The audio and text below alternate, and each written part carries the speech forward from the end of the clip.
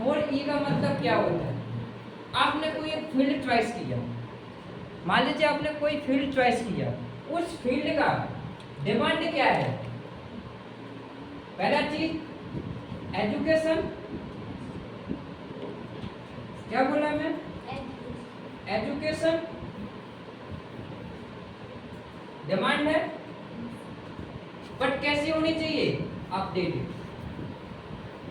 कैसी होनी चाहिए? अपडेटेड। समझ में आया ना?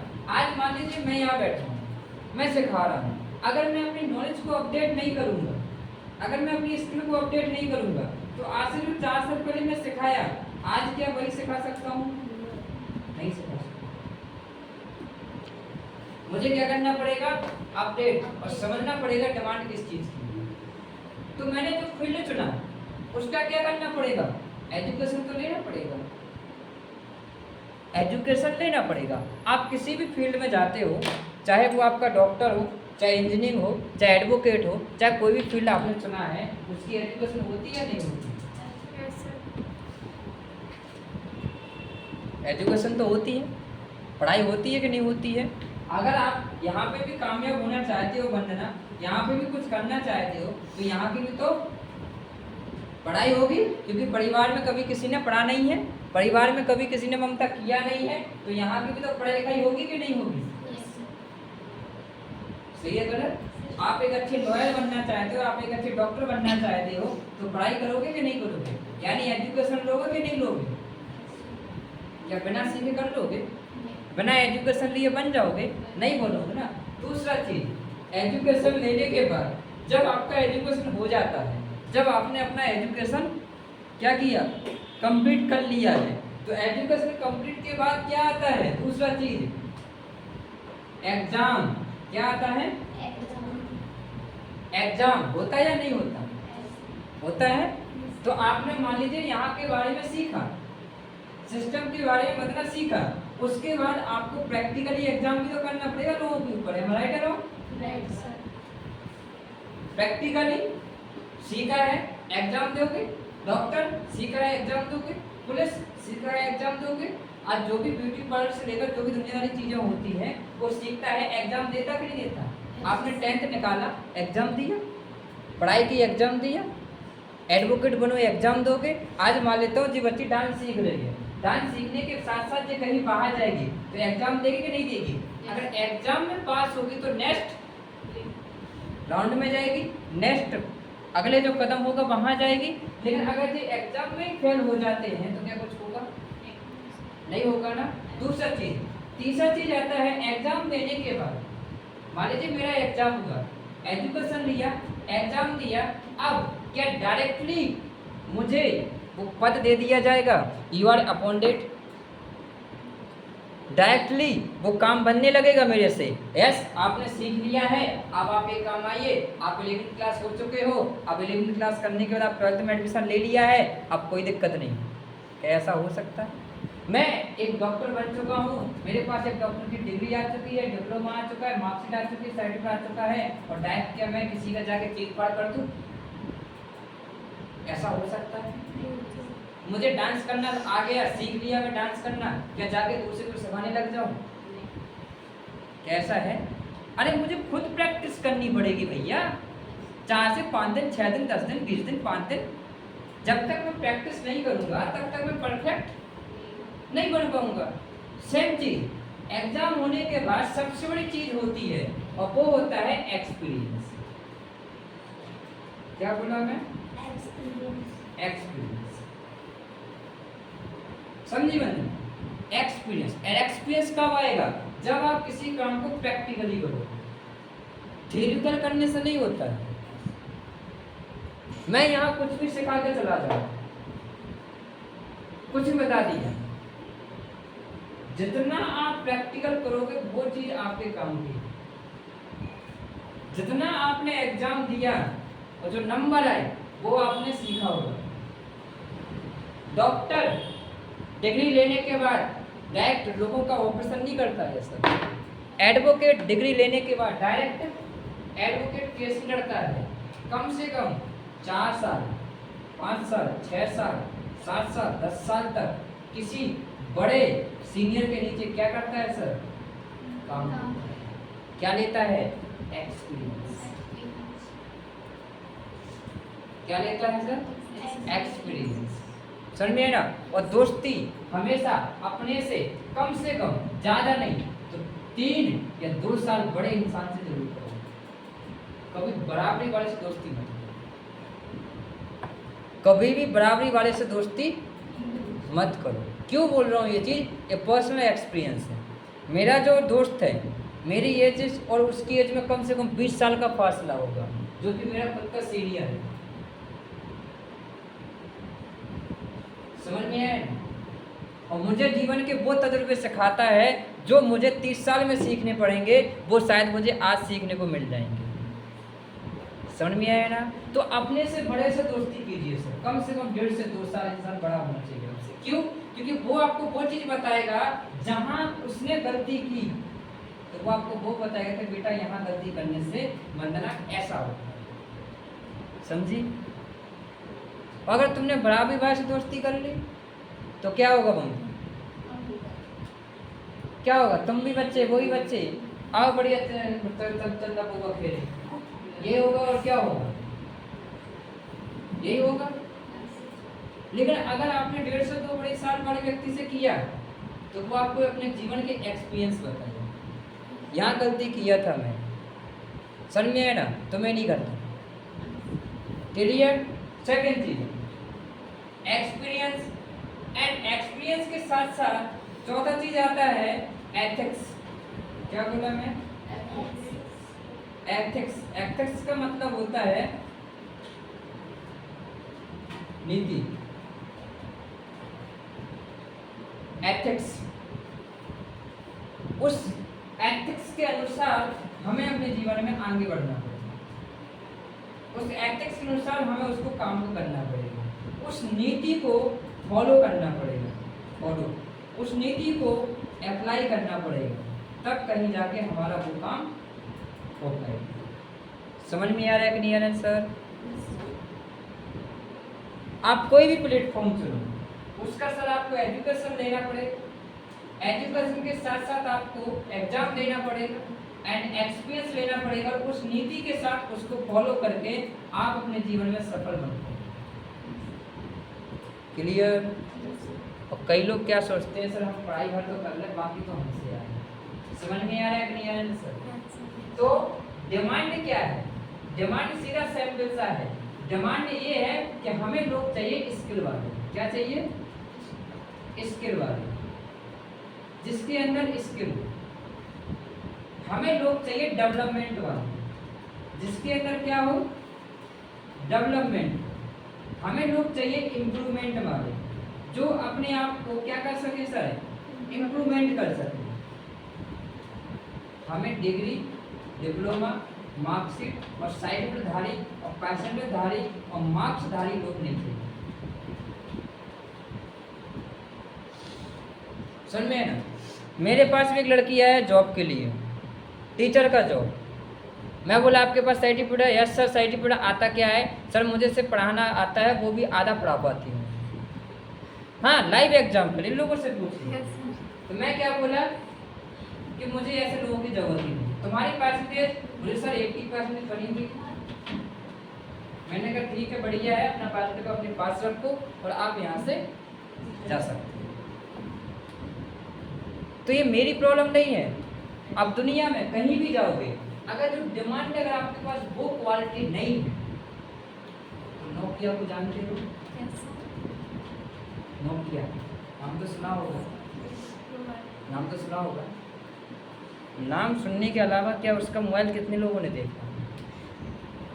नोकिया का मोबाइल देखा है तुमने? देखा है ना? उसकी एक कहावत है कि अगर उसे 2 मंजिल ऊपर से भी नीचे गिरा दिया जाए ना, बैटरी वही निकल जाएगी, बट फूटता नहीं था। तुमने भी देखा? सोच कर देखो। आज क्या उसे कोई जानता है? क्यों? क्योंकि वो लोगों की डिमांड जो थी वो समझ नहीं पाए। और क्या बोल दिया एंड्रॉइड से? हम तुम्हारे साथ कोई कोऑपरेशन नहीं कर सकते। तो एंड्रॉइड भी क्या बोला? टेंशन मत लो, तुम खत्म हो जाओगे। आज जब आप अपना मोबाइल खोलते हो स्विच ऑफ, तो आपके मोबाइल पे एक वो लिख के आता है एंड्रॉयड, आता कि नहीं आता? वो कोई मोबाइल वो नहीं है, बल्कि वो सॉफ्टवेयर है कंपनी की। क्लियर हुआ? क्लियर हुआ? तो डिमांड को समझने का कोशिश कीजिए। 5 मिनट और, समझ में आया ना? लास्ट चीज, अगर ये चीज आपने अपने जीवन में उतार ली, समझ में आया ना? ये चीज अगर आप अपने जीवन में उतार ली, तो शायद आपको सीखने की चार्ज कभी खत्म नहीं हो सकती, बस उतारना जरूरी है। समझ में आया ना? क्या बोला मैं? उतारना जरूरी है। क्या है वो? Secret of the success. और सीक्रेट ऑफ द सक्सेस क्या है, उसकी शुरुआत में एक कहानी से करता हूँ। कहानी क्या है? कहानी कुछ इस प्रकार से होती है कि एक गुरु,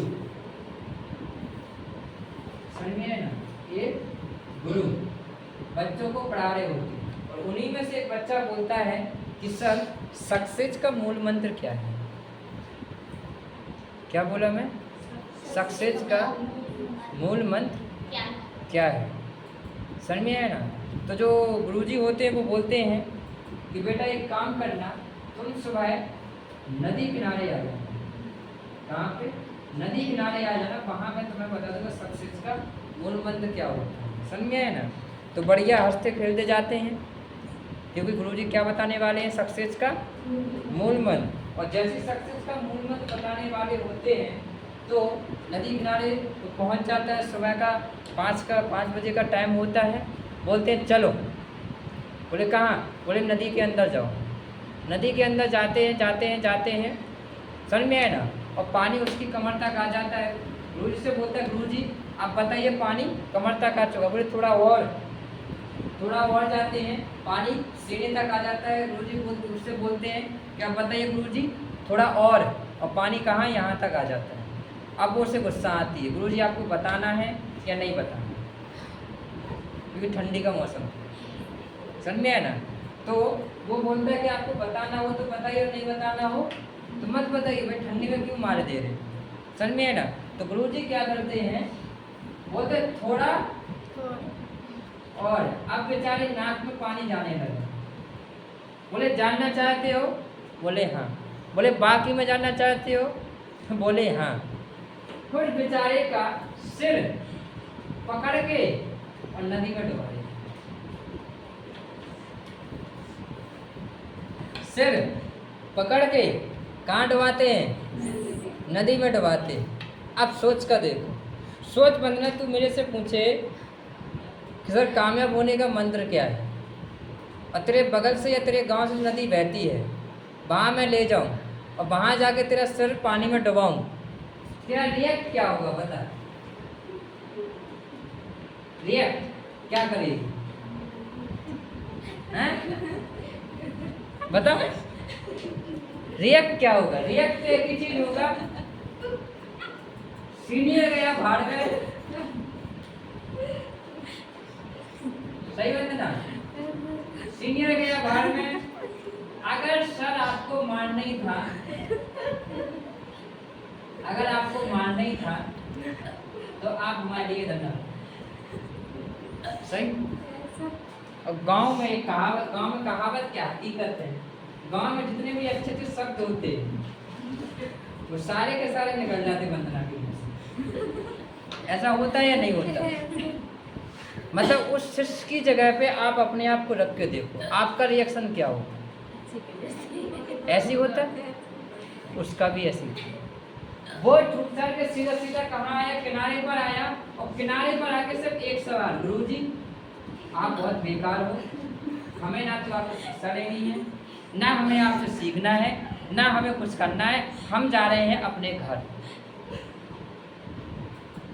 समझे? हम जा रहे हैं कहाँ? अपने घर। ठीक है।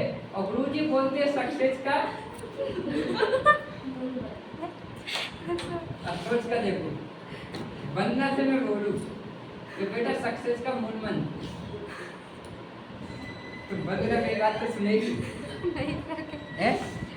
या कोई भी हो, क्या सुन सकती है? या मान लो ममता के ये सब चीज़ें हो जाएं, क्या ममता सुनेगी लौट के? ममता बोलेगी सर वो सक्सेस का मूल मंत्र तुम अपने पास रखो। सही है गलत? और हम क्यों जा रहे हैं घर, ना हमें शिक्षा लेनी है। उस बच्चे का भी सेम रिएक्ट था मोहिनी, अब समझना। लेकिन जब गुरुजी बोलते तुझे जाना हो जा, तुझे जाना हो जा, शिक्षा लेने लिए मत ले, लेकिन मुझे एक चीज का आंसर देकर जा। बोले क्या? जब तेरा सिर पानी में था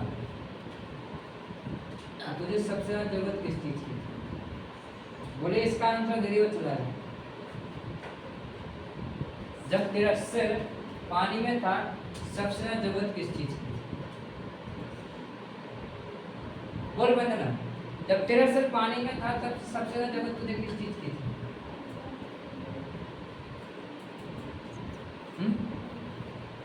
किस चीज की? क्योंकि सांस नहीं मिल पा रही। सहारे की। ऊपर से सहारा तो छोड़ो, सबसे ज्यादा जरूरत थी वो तकलीफ जो हो रही थी वो किस चीज में हो रही थी? सांस लेने में। समझ में आएगा? बोले यही सक्सेस का मूल मंत्र। बोले जिस दिन कामयाबी तुम्हारी सांस बन जाएगी ना, उस दिन तुम्हें कामयाब होने से कोई नहीं, चाहे दुनिया की कोई भी ताकत तुम्हारे सामने क्यों ना खड़ी।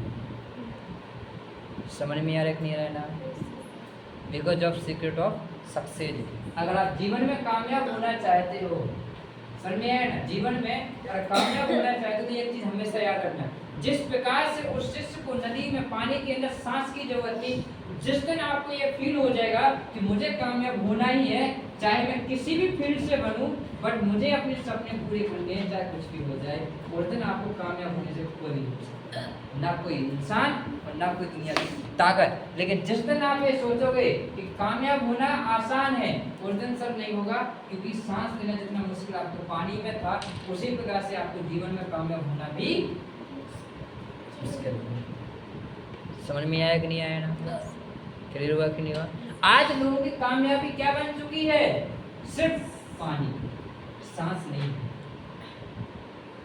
सिर्फ पानी। जिस दिन सांस बन जाएगी ना उस पानी के अंदर, कि चाहिए मतलब चाहिए ही चाहिए, चाहे मेरे सामने फिर कोई भी क्यों ना खड़ा हो। समझ में आया ना? उस दिन तुम्हें कामयाब होने से कोई नहीं रोक सकता है। दूसरी चीज, तुम्हारे पास खोने के लिए है क्या? क्या तुम्हारे पास कुछ खोने के लिए है? है कुछ? है कुछ? जब तुम्हारे पास खोने के लिए कुछ नहीं है तो टेंशन किस चीज की है? खेलो। समझ में आया कि नहीं आया ना? क्लियर हुआ कि नहीं हुआ? समझे? तो आज का सेशन मैं यहीं पे क्लोज करता हूँ एंड